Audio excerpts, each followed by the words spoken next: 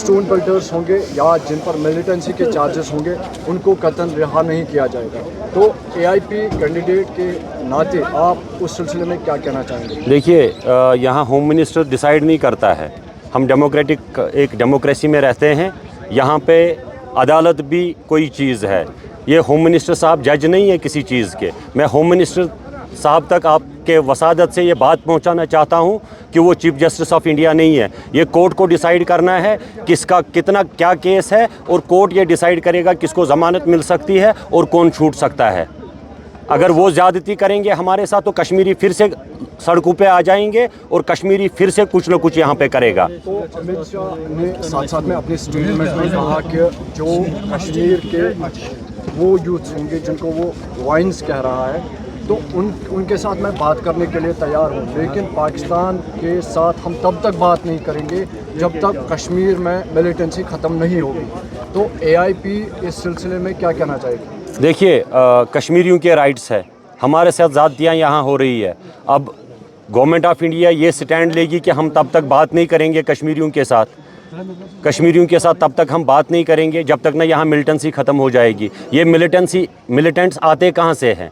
हमने बहुत सारे इंसिडेंट्स देखे जिनका कोई अता पता नहीं चला। होम मिनिस्टर साहब को ये सारा कुछ मालूम है और ये स्टैंड उन्होंने ले लिया है वहाँ पे इंटरनेशनल मीडिया को बोलने के लिए।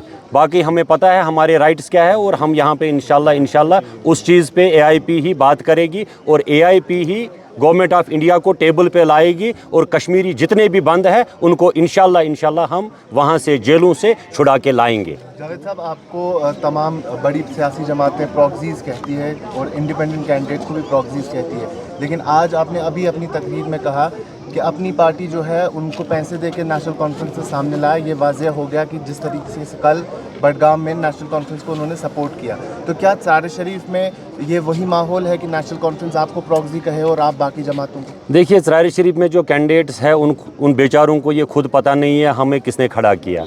ये तो अल्ताफ़ साहब से आप ये सवाल पूछिए, उसने नेशनल कॉन्फ्रेंस से कितने पैसे लिए हैं, क्योंकि जो भी कैंपेन वो चला रहे हैं, अल्ताफ़ साहब की पार्टी देखिए कहाँ पहुँच गई। अल्ताफ़ साहब की पार्टी में अब कोई रहा नहीं।